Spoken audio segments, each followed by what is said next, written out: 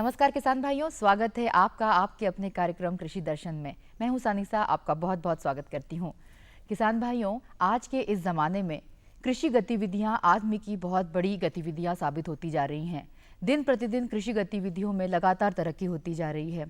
जैसे हमारे शरीर को बनाए रखने के लिए हवा व पानी की आवश्यकता होती है किसान भाइयों, ठीक उसके बाद नंबर आता है भोजन का।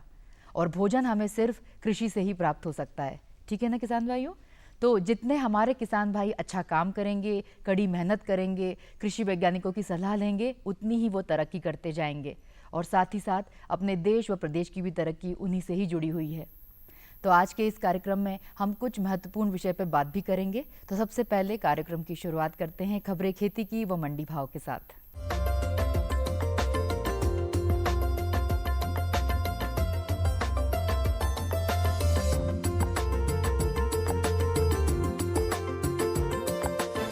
नमस्कार किसान भाइयों, खबरें खेती में आपका स्वागत है।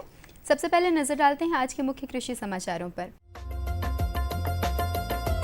कृषि संगणना हेतु राज्य समन्वय समिति का गठन, जायद में भिंडी की बुआई, लहसुन की खुदाई एवं भंडारण, पशुओं का नियमित स्वास्थ्य परीक्षण और किसानों को मौसम विभाग की सलाह। राज्य शासन ने वर्ष 2015-16 की कृषि संगणना के लिए कृषि उत्पादन आयुक्त की अध्यक्षता में राज्य स्तरीय समन्वय समिति का गठन किया है। यह समिति संगणना के साथ ही मुख्य फसलों का क्षेत्रफल तथा उत्पादन संबंधी अनुमानों को समय पर भेजने की योजना, फसल सुधार और सांख्यिकी योजना तथा सिंचाई युक्ति युक्त योजना के क्रियान्वयन के अनुमोदन एवं प्रगति की समीक्षा करेगी। अगर आप जायद में भिंडी की बुआई करना चाहते हैं तो भिंडी के खेत की तैयारी के समय कंपोस्ट खाद 80 क्विंटल, एनपीके 70 किलोग्राम एवं पोटाश 20 किलोग्राम प्रति एकड़ के हिसाब से खेत की आखिरी जुताई के समय मिट्टी में अच्छे से मिला दें। बुआई के लिए 5 से 6 किलो बीज प्रति एकड़ प्रयोग करें। अच्छे अंकुरण के लिए बीजों को 24 घंटे तक पानी में डुबाकर रख दें। इसके बाद बीजों को छायादार स्थान पर रख दें।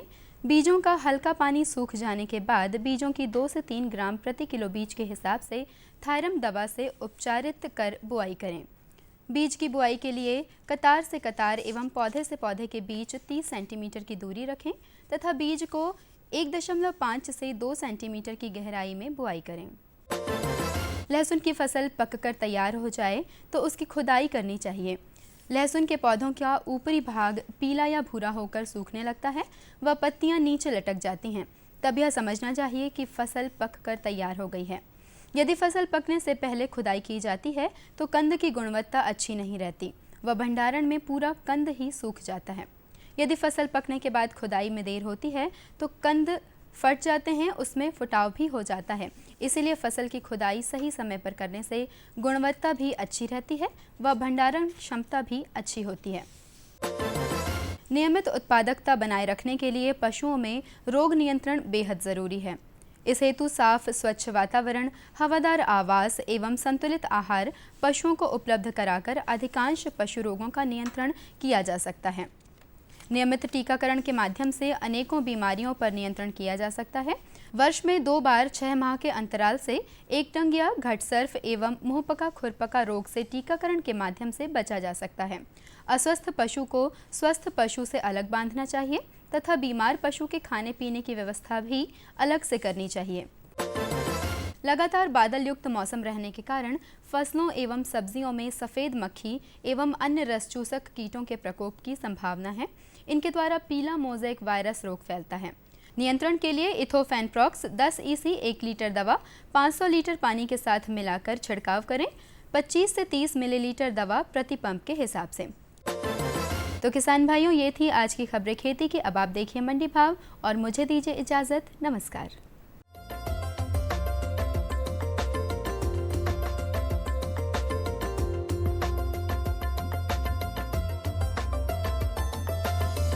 सबसे पहले जानते हैं मक्का के प्रति क्विंटल भाव। खरगोन में न्यूनतम 980 रुपए और अधिकतम 1465 रुपए। सुजालपुर में न्यूनतम 1300 रुपए और अधिकतम भी 1300 रुपए।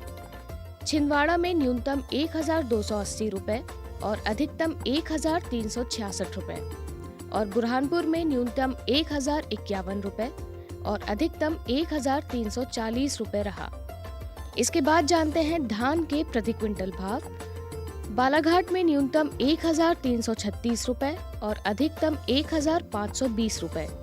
सिंगरौली में न्यूनतम 1470 रुपए और अधिकतम 1500 रुपए। मंडला में न्यूनतम 1470 रुपए और अधिकतम 1475 रुपए और सतना में न्यूनतम 1100 रुपए और अधिकतम भाव 1526 रुपए रहा। अंत में जानते हैं गेहूं के प्रति क्विंटल भाव। बड़नगर में न्यूनतम 1600 रुपए और अधिकतम 1825 रुपए। दमोह में न्यूनतम 1710 रुपए और अधिकतम 1725 रुपए। सारंगपुर में न्यूनतम 1758 रुपए और अधिकतम भाव भी 1758 रुपए और श्योपुर कला में न्यूनतम 1690 रुपए और अधिकतम भाव 1800 रुपए रहा।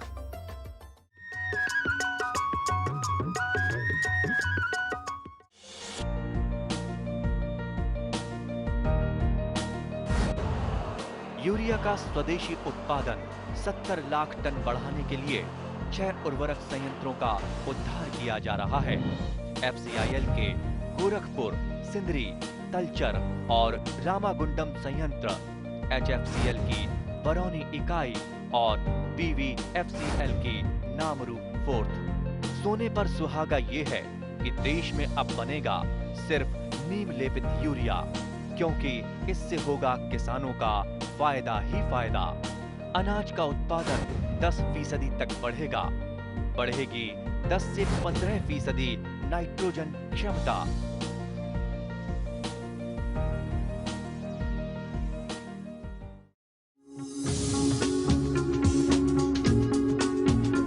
कश्मीर से केरल, अरुणाचल से गुजरात, कहानी जिंदगी की हो या खेती की हो बात, देश के हर रंग की बात राज्यों की। सोमवार से बुधवार शाम 5:30 पर डीडी किसान, बदलते भारत की शान।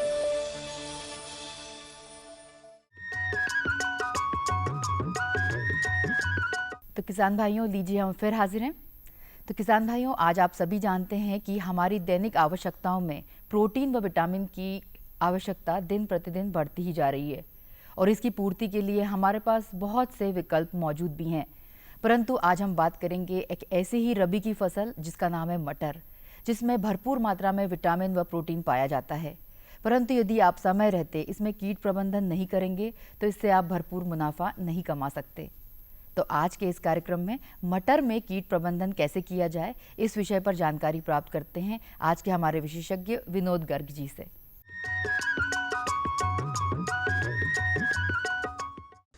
मटर की फसल में कीट प्रबंधन। मटर की फसल में मुख्य रूप से 3 कीटों का प्रकोप होता है। सबसे पहले हमारी तना मक्खी, रस चूसक कीट और फल छेदक, जो फली को छेद करने वाले, फली में बढ़ रहे दानों खाने वाले कीट होते हैं। तो इस तीनों ही कीट हमारी मटर की पैदावार को प्रभावित करते हैं और उत्पादन को कम कर देते हैं। तो सबसे पहले हम बात करते हैं तना मक्खी। जैसे ही हमारे किसान भाई मटर को बुआई कर देते हैं तो मटर के अंकुरण के कुछ दिनों पश्चात तने में छेद करके एक कीट जो है, इसको हम तना मक्खी कहते हैं, उसका शिशु अंदर ही अंदर तने को खाने लगता है। इसके तने को खाने के कारण ऊपर से तना सूख जाता है, मटर की बढ़वार रुक जाती है। इससे पौधा आगे वृद्धि नहीं कर पाता और सीधा हमारा उत्पादन पर प्रभाव पड़ता है। इसके साथ ही मटर की फसल में दूसरे रस चूसने वाले कीड़े भी आते हैं। रस चूसने वाले कीड़ों में प्रमुख से हमारे यहाँ सफ़ेद मक्खी जो कहते हैं, ये भी एक बहुत भवभक्षी कीट है जो बहुत सारी फसलों को प्रभावित करता है। तो वो मटर में भी आ जाता है। मटर की फसल पर सफ़ेद मक्खी का प्रकोप विशेष करके होता है, जिससे पत्तियों से रस चूसते हैं।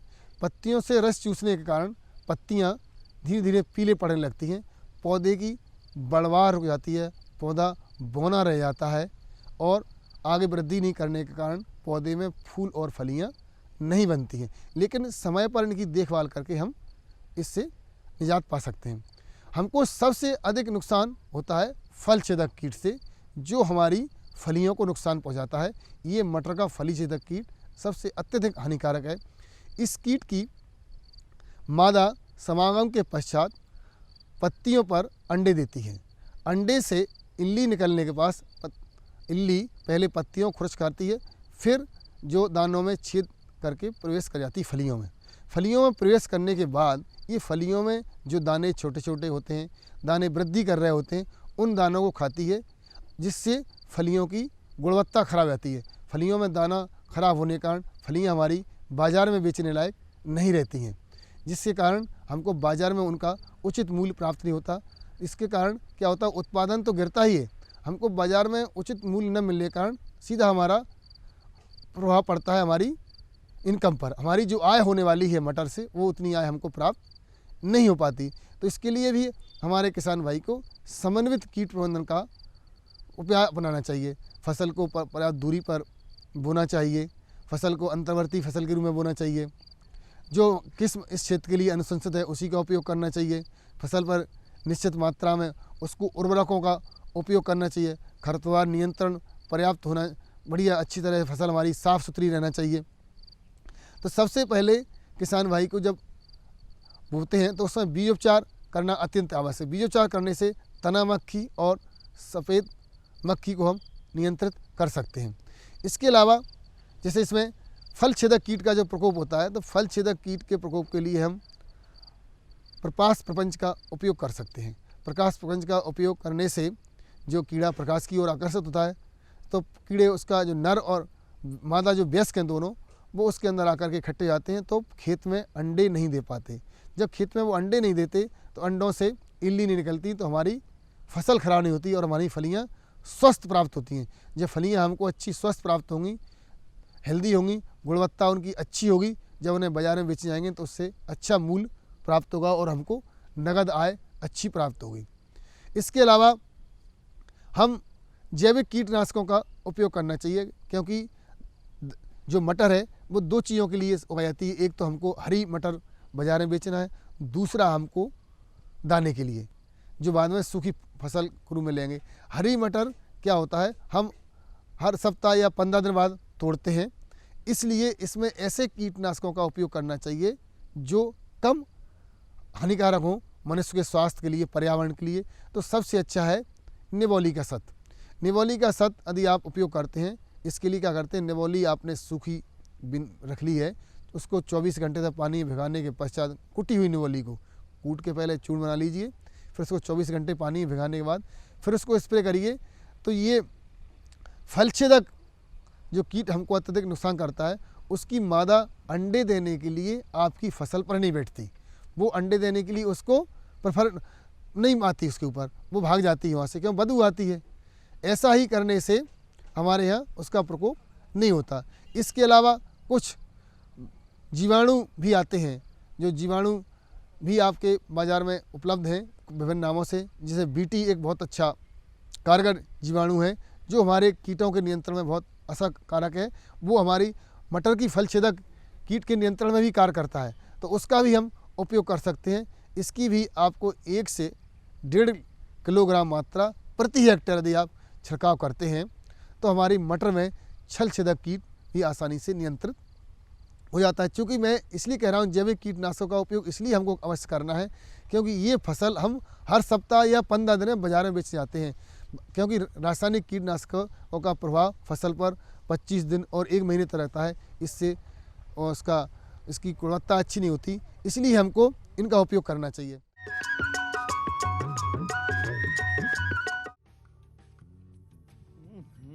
सब्जी में मसाला ज्यादा है। कितनी बार कहा है कि जितनी जरूरत हो बस उतना ही डाला करो। अरे मुझसे तो ऐसा कभी कभार होता है, और तुम जो हमेशा खेत में अनाप शनाप कीटनाशक डालते हो, उसका क्या? ठीक ही तो कह रही है बहू। देख, खेत में उतनी ही दवा डाल जितनी जरूरत हो। याद रखो, कीटनाशक जहरीले होते हैं, डिब्बे पे लिखी सूचना के हिसाब से ही दवा डालनी चाहिए। पहले फेरोमोन ट्रैप, लाइट ट्रैप, मित्र कीट, जैविक कीटनाशक आदि का इस्तेमाल करें। जरूरत पड़ने पर ही रासायनिक कीटनाशक का इस्तेमाल करें। छिड़काव सुबह या शाम दस्ताने, मास्क और पूरी आस्तीन वाले कपड़े पहनकर करें। हवा की दिशा में छिड़काव करते हुए पीछे जाएं। दवा के डिब्बे, छिड़काव यंत्र सुरक्षित जगह पर रखें। अब कुछ समझे क्या? हाँ, समझ गया मेरी रानी। अब ना करो नादानी। इसने पिला दिया ना तुझे पानी।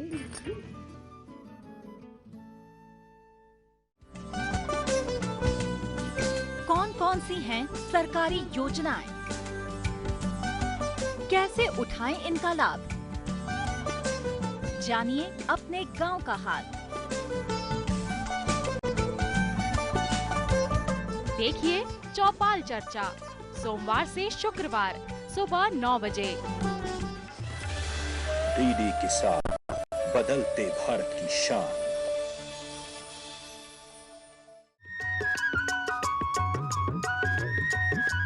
किसान भाइयों, जैसा कि आप सभी जानते हैं कि कार्यक्रम कृषि दर्शन के माध्यम से हम आपको कई तरह के रोचक व प्रेरक किस्से दिखाते भी हैं, सुनवाते भी हैं।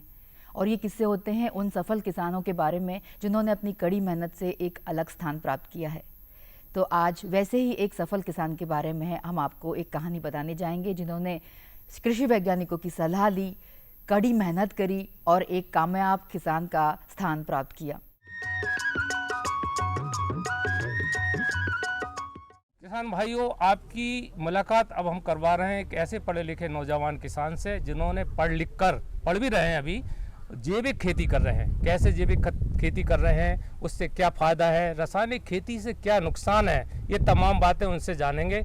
उनका परिचय है, उनका नाम है यशवंत सिंह ठाकुर, गांव है मुगली, तहसील है आष्टा, जिला सीहोर। आपका कार्यक्रम में स्वागत है ठाकुर साहब। जी धन्यवाद। सबसे पहले तो आप ये बताएं कि जैविक खेती का आशय क्या है और कैसे करते हैं आप?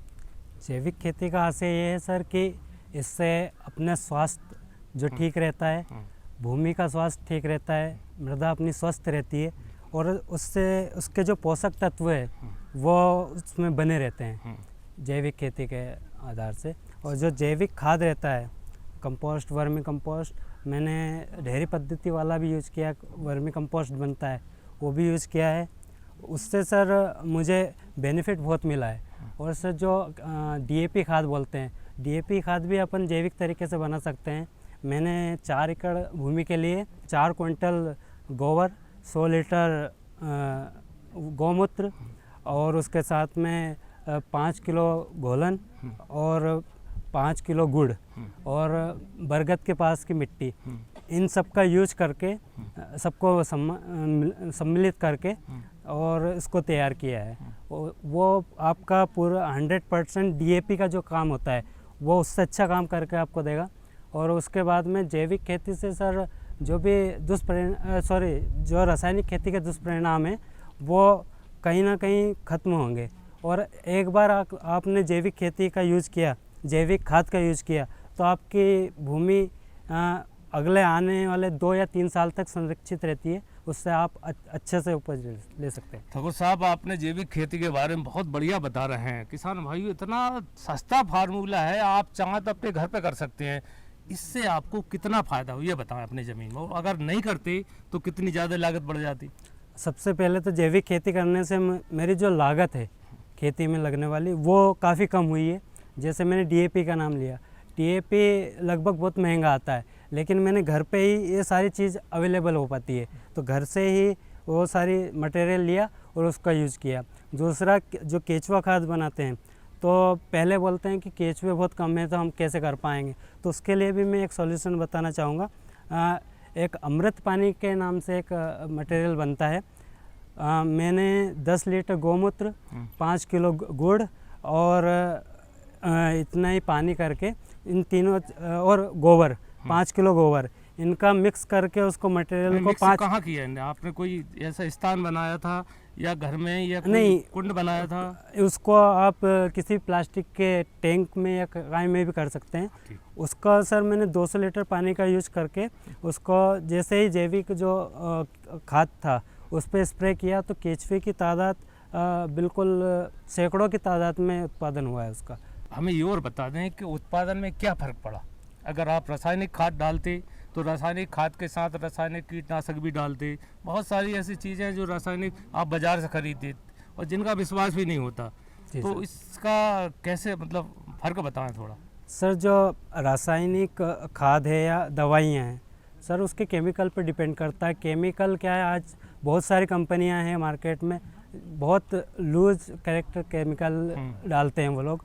उससे क्या होता है कि ना तो जो भी समस्या आती है वो दूर होती है, बाकी हमारी लागत बढ़ जाती है। इससे अच्छा है कि हम क्यों ना जैविक खेती की तरफ अग्रसर हों। इससे जैविक खाद मिलेगा। खाद के साथ में वर्मी कंपोस्ट में से जो वर्मी वॉश निकलता है उसका आप टॉनिक के रूप में यूज़ कर सकते हैं। टॉनिक का ही काम करेगा। उससे क्या आपकी पैदावार मतलब कम से कम 20 से 25% वैसे ही बढ़ जाएगी। एक बात और बता दें हमारे किसान भाइयों को, एक साल में कितना आप उससे उत्पादन ले लेते हैं, कितना फ़ायदा होता है? सर जैसे मैं बताऊं, मैंने सर यहाँ से सीड प्रोडक्शन का भी केवीके से वो लिया था बीज उत्पादन के लिए। तो मैंने 3 तरह के जैसे सोयाबीन लगाए थे, एक RBS 2004, 2034 और 2029। ये जो बीज उत्पादन के लिए इन्होंने जो दिया था उसका इतना अच्छा रिजल्ट है सर, जो क्योंकि वो वेरीफाइड है, यहाँ से सर्टिफाइड है। तो एक तो वहाँ से लागत कम हुई कि इन लोगों ने 1 एकड़ में 40 किलो पड़ना है तो अपन 40 किलो ही डाला है, इससे ज़्यादा नहीं डाला। जैसे RBS 2004 है, 25 किलो डालने का बोला है तो 25 किलो डाला, लेकिन उससे अच्छा बेनिफिट मिला मेरे को। 10 से 11 कुंटल सोयाबीन निकला है। उसके बाद में उसी के साथ में मैंने धारवाड़ पद्धति से अरहर लगाई है, राजीव लोचन करके। वो सर अभी खड़ा है धारवाड़ पद्धति से, लेकिन एक पौधे से लगभग 2 से 3 किलो का उत्पादन उसमें मैं मान के चल रहा हूँ कि इतना हो जाएगा। बहुत बहुत धन्यवाद। तो किसान भाइयों, किसान किसी विशेषज्ञ से कम नहीं होता। आपने देखा कितनी मेहनत और लगन से एक पढ़े लिखे नौजवान खेती कर रहे हैं और लाभ कमा रहा है। न रुकेगा तू, न झुकेगा तू, कमर कस और सीना तान ले, एक बात बस गांठ बांध ले, बदलाव की तान साध ले। हरियाली खेतों में झूमेगी, खुशियां तेरे कदम चूमेगी। कुछ सीख नया, कुछ सिखा तू, है फौलादी दिखा तू, कमर कस और सीना तान ले, एक बात बस गांठ बांध ले, बदलाव की तान साध ले।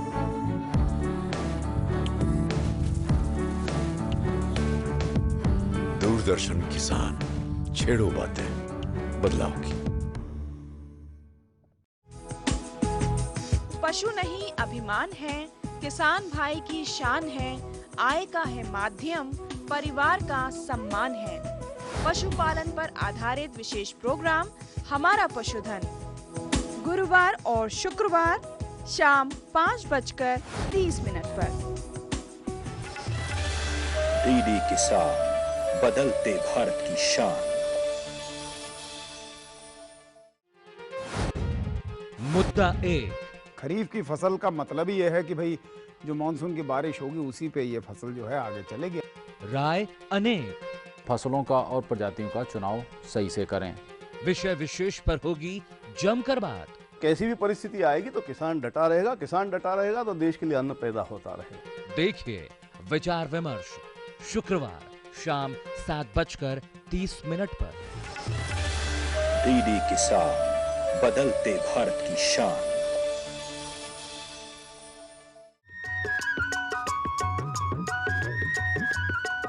तो किसान भाइयों, कार्यक्रम समाप्त करने का समय हो चला है। आपको यह कार्यक्रम कैसा लगा, इसकी हमें पूरी उम्मीद है कि आप हमसे पत्राचार करेंगे। हमारा एड्रेस आपको मालूम ही है, उस पर आप हमें पत्र भेजकर हमसे पत्राचार कर सकते हैं, हमें ईमेल भी भेज सकते हैं। तो अगले कार्यक्रम में आपसे फिर मुलाकात होगी कृषि से जुड़ी एक नई जानकारी के साथ। तब तक के लिए मुझे आज्ञा दीजिए। नमस्कार।